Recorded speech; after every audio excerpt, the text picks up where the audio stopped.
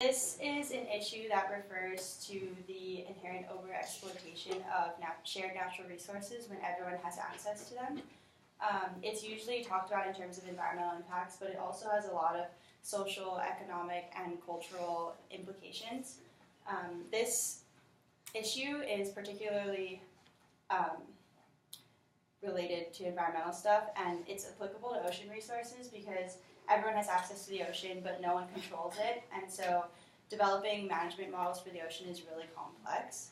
And there's always like an ongoing debate over how those resources should be utilized and who should receive benefits from the ocean. So because of its expansiveness, it goes across boundaries, and there's so many different stakeholders that have interests in utilizing ocean resources for a variety of different reasons. And therefore, the conservation process for management needs to be really collaborative and incorporate all of those different stakeholders. This topic has always been an interest of me because I come from an island nation where we rely a lot on marine resources, and because I have personal connection to the ocean, but it's also relevant to all of you and to everyone because we all rely on resources that come from the ocean in some way, shape, or form. The ocean provides us with air we breathe, food we eat, and also a lot of other environmental, social, and cultural benefits. So, developing more effective management approaches for these marine systems is important because we are a part of these systems and we interact with them all the time, even if you don't directly interact with them. We rely on resources and services such as food, water, air, fuel, recreational values, and cultural values all the time. So marine sanctuaries are one way that governments have tried to regulate the utilization of marine resources. In an article written in 2003 for the National Oceanic and Atmospheric Administration, Peter Wiley discusses the framework necessary for evaluating all of the values that a marine sanctuary has to address. So these values include these three different themes. So market values includes sales, employment, and income of marine-based industries.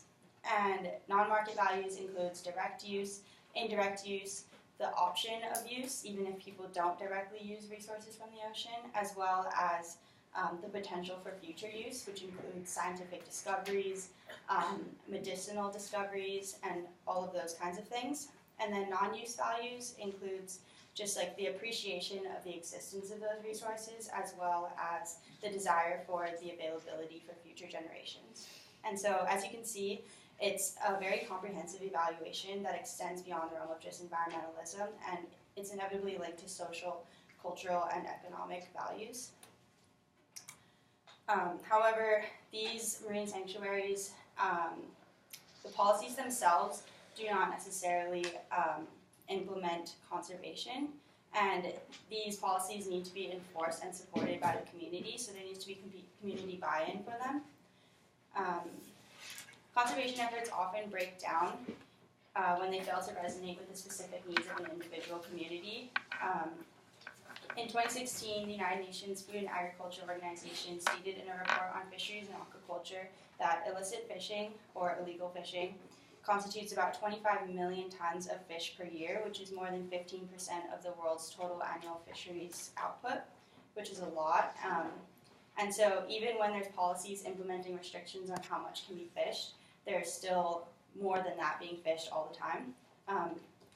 And pressures to address issues of food security may incentivize this illegal fishing. And in the short term, this makes sense because communities need to be able to feed their community members, but in the long term, this really drastically threatens local biodiversity and ecological productivity. So it's negative in the long term for food security, and this is a problem because people don't always think long term.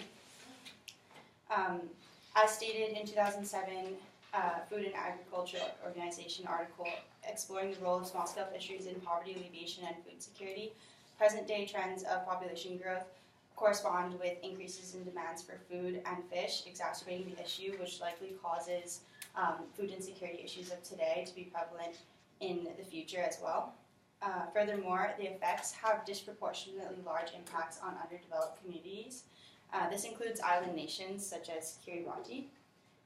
In a 2014 report on fisheries development and food security in Kiribati, authors Campbell and Honich outlined institutional weaknesses and lack of adaptive capacity of the government that is aggravating problems of food insecurity, lack of job opportunities, and increasing social challenges such as growing sex trades, alcohol abuse, marital conflict, and STIs spreading.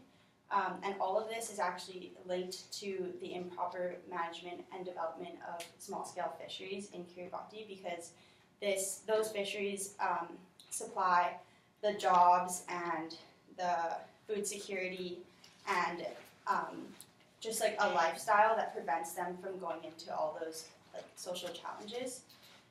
And so one solution for this is to foster sustainable development of small-scale fisheries. So a 2014 Maritime Studies article on implementing international guidelines for securing sustainable small-scale fisheries claims that small-scale fisheries are anchored in local communities and represent cultural heritage, and they bring identity and meaning to the people who work in them.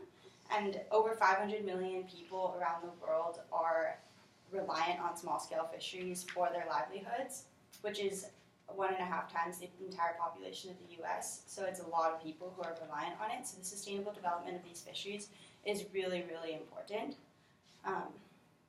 In 2015, the International Collective in Support of Fish Workers published voluntary guidelines for securing sustainable small-scale fisheries in the context of food security and poverty eradication. And this human rights approach of management ensures that government will allow these fisheries to enhance food security, improve the socioeconomic situation of fishermen, and improve the sustainable use of resources. And so it's addressing all of the different issues of environmental issues, social issues, cultural issues, and everything all together as one. And so this approach also encourages participatory management. So this co-management and engagement of community members should also be applied everywhere, no matter what kind of resources are being managed. So this can apply to these small-scale fisheries in underdeveloped communities, but it can also apply to developed communities such as here. Catering to the needs and interests of diverse stakeholders is really important in order for them to have buy-in, as I said before. And so this all-inclusive collaborative approach really focuses on the community and is adaptable to the specific needs of the location. In other words, people and their livelihoods need to be included in the process of establishing marine management models or any kind of resource management models. This importance is addressed by the NOAA Marine Sanctuaries vision on the socioeconomics tab of their website, and it says that their intent is to provide the best possible social science to give all stakeholders a voice in the management of sanctuary resources and foster a more cooperative management process calling on the human dimensions of natural resource and environmental management. This collaborative management approach has already been successfully implemented in small pilot programs by organizations like Blue Ventures. In a 2015 Blue Ventures article on making marine conservation make sense, it addresses their development of conservation methods that work for people with an approach that reverses marine biodiversity loss, improves food security, and builds socio-ecological resilience to climate change by placing responsibility of fisheries management in the community and in the hands of the people who are working for those fisheries. And this cooperative management approach also lowers the enforcement compliance costs because people are more likely to follow regulations when they've been involved in the process of creating them. So what can you do about this? It seems like it's a little removed from us, but it's not. One thing that you can do if you're really interested in is to volunteer and donate to these kinds of organizations like Blue Ventures who are working to establish better management models in underdeveloped communities. Another thing you can do is just reduce your impact to relieve the pressure on resources in marine ecosystems. So that means eating less fish, or when you do eat fish, making sure it's from sustainable sources. Also advocating for the expansion of better policy, so not only in underdeveloped countries, but here as well. Right now, there are issues about developing marine management, like a national marine sanctuary on the central coast of California, and that would incorporate a lot more diverse stakeholders in the process of marine management, so that's a really important thing that's going on right here. And then also, just anytime you buy anything, think about the tragedy of the commons, and evaluate the entire cost of, like the true cost of whatever you are buying, because it incorporates more than just environmental stuff, but it's also social impacts on other places, cultural impacts, and economic impacts.